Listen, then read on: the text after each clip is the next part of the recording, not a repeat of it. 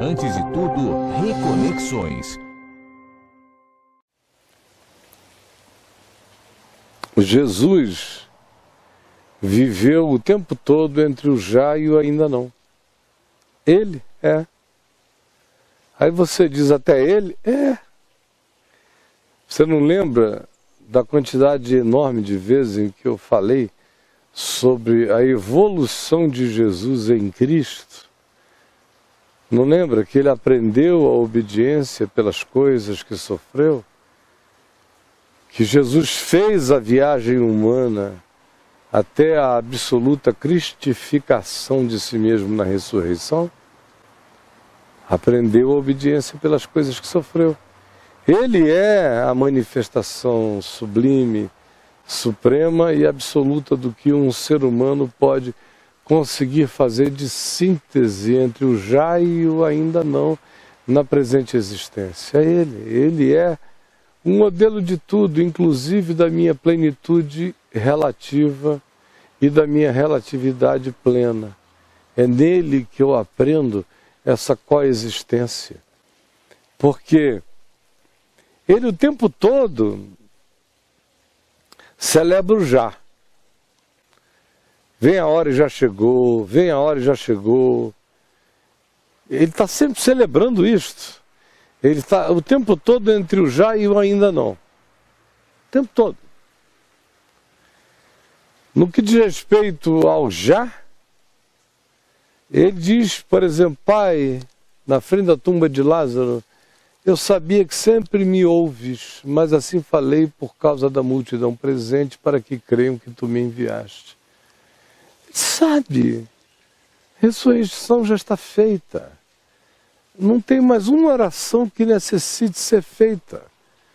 Ele vai orar apenas por causa da multidão, apenas por causa da relatividade dos observadores. Mas ele já está no já absoluto. No já total.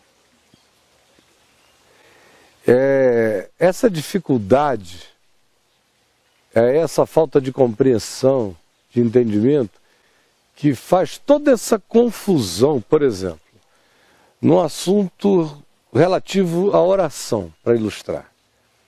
Meu Deus, a oração é uma coisa tão complicada na cabeça de quem não entende o já e ainda não. Porque a oração é uma expressão do ainda não. A oração do ponto de vista humano.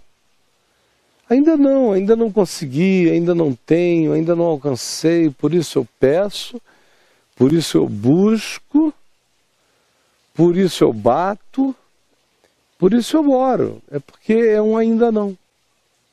Humano, natural. Ao mesmo tempo, esse meu ainda não, que me leva à oração, é habitado por um já. Tipo, e tudo quanto pedirdes, crede que já recebeste. Já. Ainda não, porém já. E assim será convosco. Ainda não, porém já. Já e ainda não. A oração está cheia disso. Jesus instiga a gente a orar. Ao mesmo tempo ele diz, não ore com vãs repetições, não se torne um obsessivo em relação à oração, creia, porque o vosso Pai Celeste sabe. Tem um já. Antes que pedisseis, o vosso Pai Celeste já sabia. Tem um já presente em toda a oração, em todo ainda não intercessório, o tempo todo. Essa tensão que tem que me habitar. Eu tenho que orar a partir do meu lugar de ainda não, de carência, de necessidade, e ter no coração essa convicção de paz do já. Já está feito, meu Pai Celeste sabe, de modo que eu intercedo, porque eu vivo no espaço-tempo a experiência do ainda não, mas ao mesmo tempo eu intercedo com aquela convicção do já está feito. Crede que já recebeste. E assim será convosco. Em Jesus, Em Jesus está presente o tempo todo. Tudo que ele faz é assim. Ele sabe o já de todas as coisas. Ele sabe. Mas ele vive o ainda não com toda integridade humana, espiritual, psicológica, com todas as implicações de um ainda não, apesar da mente dele já ser cativa absoluta do já. O que a gente vê, por exemplo, no jardim do Getsêmani, senão o mais ardente doído já e ainda não? Hein? Ali no Getsêmani, o que você vê? Suando em sangue, angustiado, minha alma está profundamente triste até a morte, uma depressão indizível, angústias do abismo lhe tomaram conta do coração. Quantos salmos de abismamento existencial tiveram seu cumprimento literal na angústia de Cristo Jesus? Quantos? E no Getsêmani está carregado disso. É lá que ele diz: Pai, se possível, passa de mim este cálice, porém não seja feita a minha vontade, sim a tua. No viver, na experiência da dor, do corpo mortal, do espaço-tempo, a oração que ele faz é: se possível, passa de mim este cálice. Mas quando ele viaja para dentro do já, ele diz: contudo, não se seja feita a minha vontade, sim a tua.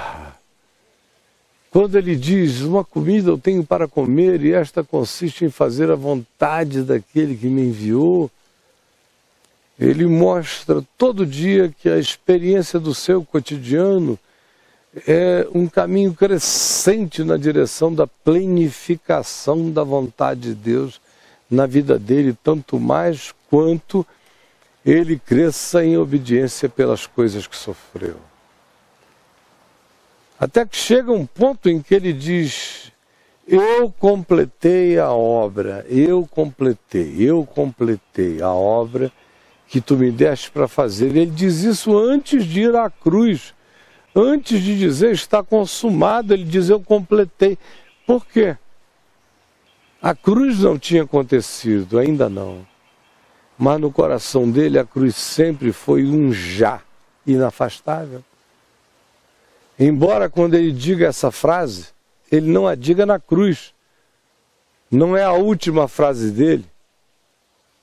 Bem que poderia, do ponto de vista da linearidade do espaço-tempo, que ele chegasse ali e dissesse: agora sim, completei a obra que tu me confiaste para fazer, concedendo a vida eterna a todos os que me deste, portanto está consumado. Não. Ele disse isso antes da cruz se erguer historicamente. Antes, você vê como a teologia linear, cronológica, é tão patética e idiota. Porque ela vai pensando que as coisas vão sendo feitas conforme os nós e os enlaces da história. Não, na realidade tudo já está feito. O Cordeiro foi imolado antes da fundação da criação de qualquer mundo. A existência inteira é um já e um ainda não constante. Por isso ele diz: quem diz consumei a obra que tu me confiaste para fazer, antes da cruz se erguer, diz isso porque ele já é um filho do já. A cruz é que cronologicamente aguardaria o momento de se erguer. Era um ainda não, no dia em que ele disse já. Você está me entendendo? Eu espero que eu não esteja perdendo tempo e que essa compreensão tão preciosa, que afetou toda a minha vida e que me atingiu quando eu devia ter uns 21, 22 anos de idade, eu entendi isto. Entendi. E foi o que mais me deu poder para passar por tudo. todo esse tempo, já e o ainda não. Ainda não fala da minha relatividade, o já me garante a certeza de que eu vencerei toda a relatividade em Cristo Jesus, que já venceu por mim.